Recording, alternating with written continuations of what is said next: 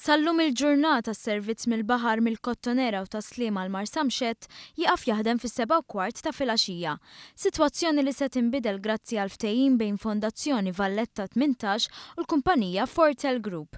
Ħabbar dan iċ-Chairman ta' Fondazzjoni Valletta 18 Jason Mikallef waqt vjaġġ ta' ftit minuti minn Marsamxett għal ta' Sliema. Mill-ewwel ta' Ġunju sa 30 ta' Settembru il-laneġ bejn ta' Sliema u l-Belt Valletta se jaħdmu mis-7 ta' filgħodu san-nofsija mingħajr interruzzjonijiet. Il-laneġ bejn il-Belt Valletta u tliet Tibliet se joperaw sa 11:15 ta' filgħaxija. Dan huwa pass importanti li se jkompli jirriġenera lill-Belt Valletta. Naħseb dan huwa tragward importanti ħafna li għaliex hemmhekk x'qegħdin ngħidu. Qegħdin ngħidu ħafna iktar nies li se jkunu attirati u aċċessibbli biex imorru lejn il-Belt Valletta, jekk iridu jmorru jaraw it-teatru, jekk iridu jaraw show, jekk iridu jmorru jiddivertu, jekk iridu jmorru jieklu, jekk iridu jmorru għal xi ħaġa tan-negozju, jekk iridu jmorru naturalment jixtru wkoll.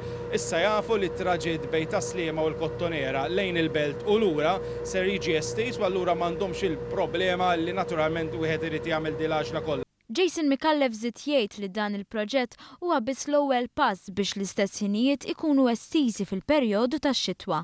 Għal dawn il-konnessjonijiet Fortel Group se jagħmel użu minn żewġ katamarani ġodda li ġew attrezzati b'materjal informattiv dwar postijiet t'interess fil-Belt Kapitali. Id-direttur maniġerjali tal-Fortel Group Michael Zammit Tabona stqar fuq il-bżonn li n-negozji fil-Belt Valletta jagħtu s-sehem tagħhom biex dan il-proġett ikun suċċess. Li jgħinuna kull mardi jagħmlu jagħtu it-timetable in-nies meta tħallsu l-kont f'xi restaurants u hekk it-timetable huwa żgħir ħafna u n-nies ikunu iżjed jafu fuq is-sistemi, jafu l-ħinijiet, jafu kollox u iżjed nies li jużaw da s-servizz. Is-servizz ikun jaqpaddej sabillej.